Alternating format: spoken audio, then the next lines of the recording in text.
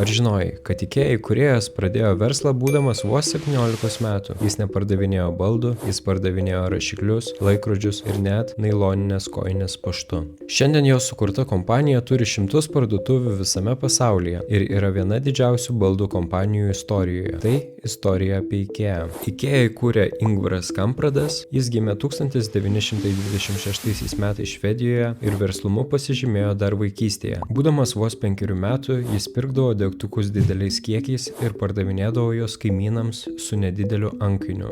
Vėliau pradėjo pardavinėti rašiklius, laikrodžius, papuošalus, nailonines kojines.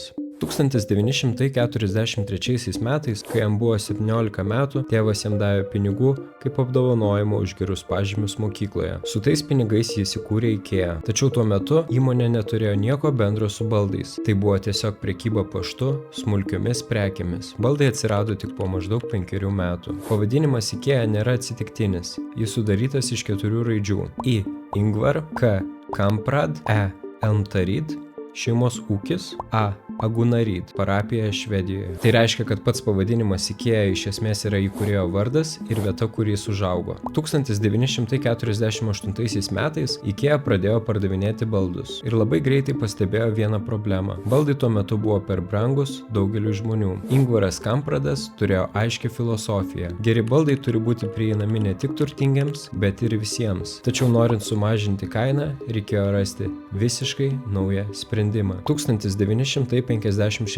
metais IKEA dizaineris Gilis Lundgrenas susidūrė su paprasta problema. Jis bandė į savo automobilį įdėti stalą, bet stalo kojos trukdė. Todėl jis jas nuėmė, kad tilptų į automobilį. Ir tada suprato vieną svarbų dalyką. Jeigu baldai būtų supakuoti plokščiai, juos būtų daug lengviau transportuoti. Taip gimė IKEA revoliucija. Baldai, kuriuos klientas susirenka pats. Tai smarkiai sumažino transportavimo kainą, sandėliavimo išlaidas, galutinę produkto kainą.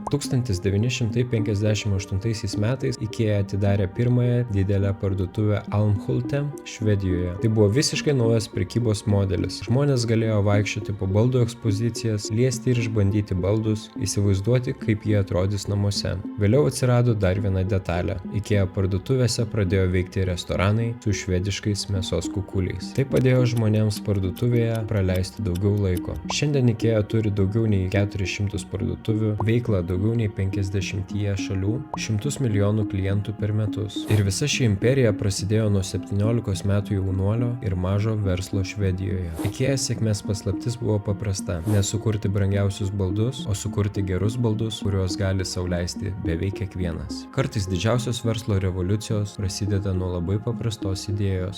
Jeigu jums patiko šis video, kviečiu palaikyti ir spausti prenumeruoti mygtuką.